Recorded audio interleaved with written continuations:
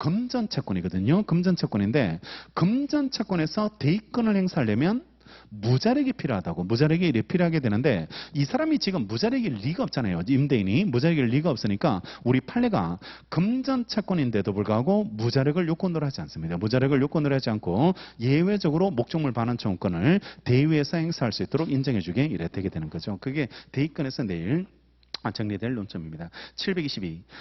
임차인의 임차보증금 반환 채권이 전부된 경우에도 채권의 동일성은 그대로 유지되는 것이어서 동시행관계도 당연히 그대로 존속한다고 해석할 것이므로 임대차 계약이 해제된 후에요. 임대인이 잔존 임차보증금 반환 채권을 전부 받은 자에게 그 채무를 현실적으로 이행했다거나 그 채무 이행을 제공하였음에도 불구하고 임차인이 목적물을 명도하지 않음으로써 임차 목적물 반환 채무가 이행, 지체 빠지는 등의 사유로 동시행 항변권을 상실하게 됐다는 점에 관해서 임대인이 주장 입증을 하지 않는 이상요 임차인의 목적물에 대한 점유는 동시행 항변권에 기한 것이어서 불법 점유가 될 수 없다는 겁니다. 불법 점유로 이를 볼 수 없다는 게 판례 입장이 이래 되게 되는 거죠. 그래서 여전히 불법 점유가 아니다는 게 이래 판례 입장이 이래 되게 됩니다. 얘도 동시행 항변권이 있네, 그죠? 얘도 동시행 항변권이 있기 때문에 전부 명령을 받아서 이게 전부 보증금 반환 채권이 얘한테 넘어갔다 할지라도 이 사람이 보증금을 전부 채권자에게 이행됐다고 입증되지 않으면 얘도 여전히 목적물 반환을 거부할 수 있게 되고 목적물 반환을 거부할 수 있는 동시행 항변권을 기초해서 점유했기 때문에 이 점유도 불법 점유가 아닙니다. 불법 점유가 아닌 것으로 처리가 이래 되게 되겠는 거죠. 그다음 밑에 단락은 압류 추심 명령이 문제인데요. 갑이 을을 상대로 만약에 5천만 원짜리 이래 채권을 이래 가지게 되고 이 사람의 채권자가 이걸 압류해서 추심 명령을 받게 됩니다. 추심 명령을 이래 받게 이래 되게 되는데요. 이걸 전제를 이렇게 하나 만들어 두세요. 그러니까 이게 그 5천만 원짜리 채권은 일반 채권에 대해서 압류 추심이 있다고 해버리면 조금 느낌이 좀 안 올 수 있게 되는데 얘가 얘한테 매매대금 채권을 이래 가지게 되고 그 다음에 얘는 목적물 인도 청구권을 가진다. 물건 인도 청구권을 이래 가지게 되고 이게 지금 동시행관계 있을 때 동시행관계 있게 이래 됐을 때 압류 추심 명령을 받았을 때 동시행관계가 영향을 받을까 이 말입니다. 영향을 받을지 아니면 돈을 먼저 줘야 될지 아니면 물건을 먼저 줘야 될지가 이런 문제 되게 되는데 전부 명령과 다르게 추심 명령은 여전히 얘가 채권자죠. 얘가 이래 채권자고 채권관계가 유지되는 거 동시행관계가 유지되는 거 이런 것들은 영향을 받지 않습니다. 영향을 이래 받지 않으니까 추심 채권자가 청구해 들어와도 거절할 수 있고 제3채무자가 추심 채무자한테 청구해 들어오더라도 얘도 거절할 수 있게 되고 거절할 수 있게 되니까 이게 서로 동시행 관계로 인정이 이래 되게 되겠죠.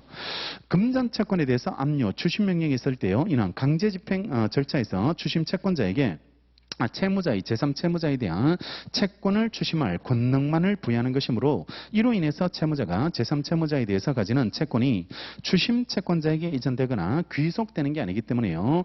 추심 채무자로서는 제3채무자에 대해서 피압류 채권에 기하여 동시행 항변권을 구하는 걸 상실하지는 않습니다. 상실하지는 않게 이래 되니까 서로 동시행 관계로 이래 거절할 수 있게 이래 된다는 거고 마지막 동시행 관계 있는 쌍방의 채무 중 어느 한 채무가요. 이행 불능됨으로 인해서 발생한 손해배상 채무도 여전히 다른 채무와 동시행관계입니다. 동시행관계에 있는 것으로 이래 처리되니까 이행 불능됐을 때 전부배상 채권, 손해배상 채권도 동시행관계가 유지되는 것으로 처리되죠.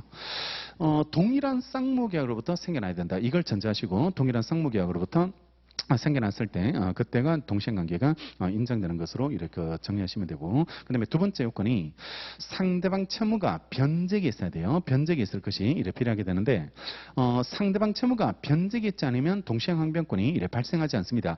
거절을 못해요. 그죠? 기한의 이익 때문에 거절이 안 되는 거고 그 상대방 채무도 변제기 있을 때만 당신 거 줄 때까지 못 주겠습니다라고 거절할 수 있게 이래 되니까 변제기 있을 것을 요건으로 하고 따라서 당사자 일방이 선행 의무를 질 때는요. 동시행항변권이 발생하지 않아요. 그죠? 발생하지 않게 이래 되는데 예외 꼭 외우실 게 나오는데 첫째 이걸 외우셔야 돼요. 필피하시고 선행 의무의 불이행 중 상대방의 반대급부 이행기가 도래하면요, 선행 의무자한테도 동시행관계가 인정이 이래 되게 되는데, 자, 판례.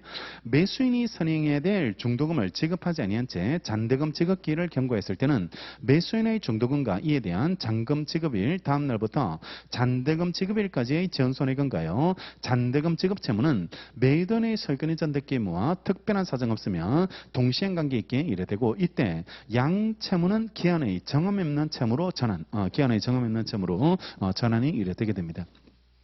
그림을 하나 그려두시라. 그림을 하나 이렇게 그려두시면,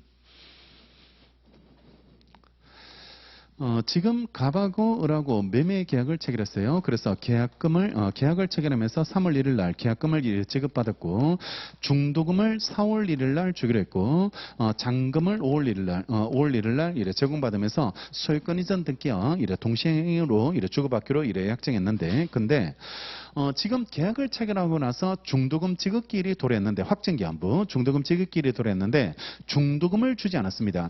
중도금은 얘가 선행해야 될 의무, 선행해야 될 의무가 이래 되는 거고, 매수인이 먼저 줘야 되겠죠. 매수인이 먼저 줘야 되는 선행 의무가 이래 되는데, 선행 의무는 동시행 관계가 없기 때문에 이거는 이행기 지나면 바로 지체, 이행기 지나면 바로 지체가 되는데, 언제까지 지체 책임을 지냐 그러면 잔금 지급일 도래할 때까지만 지체고요. 잔금 지급일 여기까지만 지체가 되고, 잔금 지급일 이후부터는 지체 책임을 부담하지 않게 돼요. 부담하지 않게 되는데, 왜냐 그러면 잔금 지급일이 되면은 상대방 채무 변제기가 도래합니다. 상대방 채무 변제기가 도래하고, 이때부터는 동시행 관계로 바뀐다. 동시행 관계로 이래 바뀌게 된다. 따라서 이 중도금과 잔금 지급할 때까지의 지연이자, 한 달치 지연이자죠. 지연 손해와 그 다음에 이 잔금은 모두 얘의 소유권 이전 등기 의무와 동시행 관계로 처리되거든요. 동시행 관계로 처리되니까 이게 동시행 관계가 생겨버리니까 지체 책임이 생기지 않는 겁니다. 지체 책임이 생기지 않고, 그리고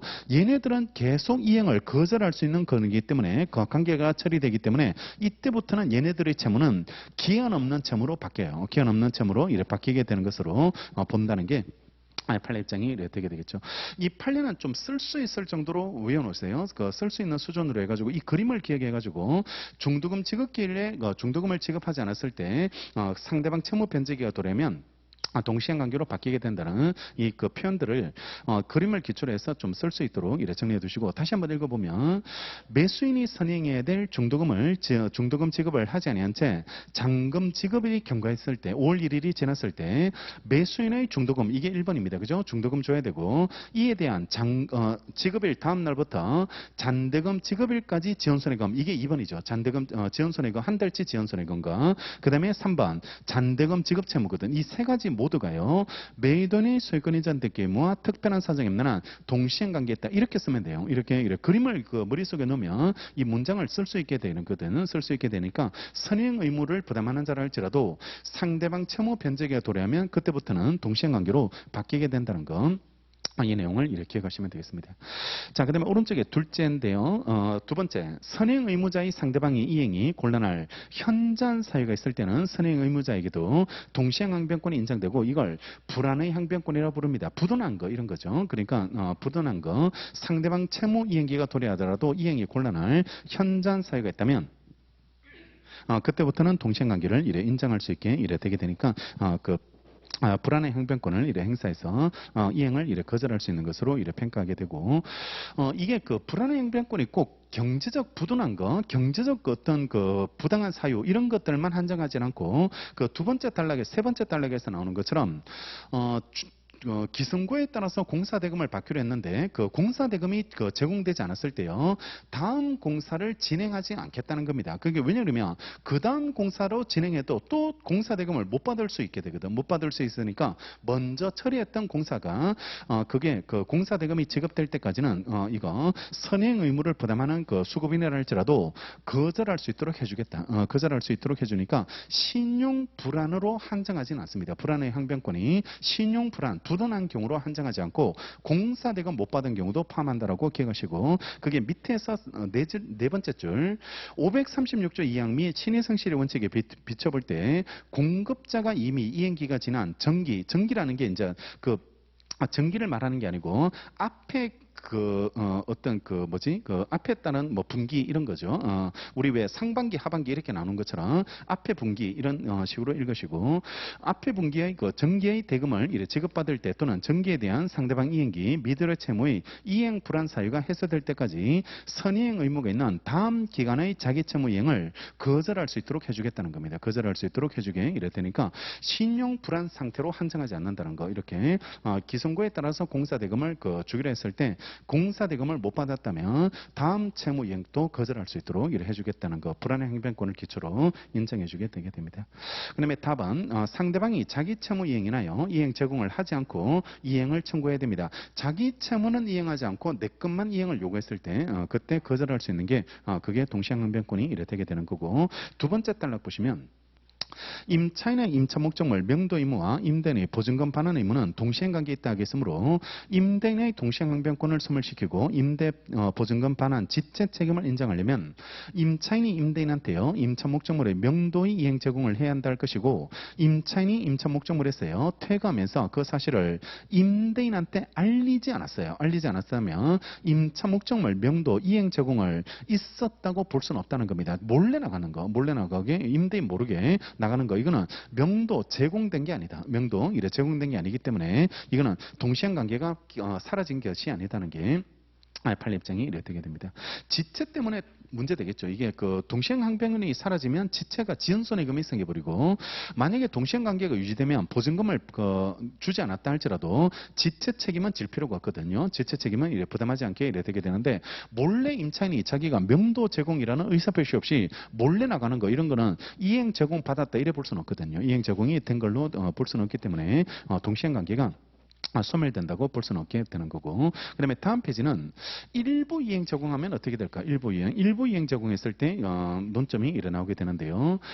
동시행항변권은 근본적으로요 공평의 관념에 따라서 인정되는 건데 임차인이 불이행한 원상의무 의무가 사소한 부분이고 그로 인한 손해배상액 역시요 근소한 금액인 경우에까지 임대인이 그를 이유로 임차인이 그 원상의무 의무를 이행할 때까지 혹은 임대인이 현실로 목적물을 명도받을 때까지 원상회복 의무 불이행으로 인한 손해배상의 부분을 넘어서 그의 잔존 임대차 보증금 전액에 대해서 그 반환을 거부할 수 있다고 하는 것은요 오히려 공평의 관념에 반하게 되는 것이 되어 부당하고요. 그와 같은 임대인의 동시행항변권은 신의 측에 반해서 허용될 수 없다는 겁니다. 그러니까 사소한 부분이 불이행됐는데 그걸 전부 불이행으로 봐가지고 전체에 대해서 거절하게 만드는 거 이런 것들은 신의 측상 허용되지 않는 것으로 평가하시면 되겠죠.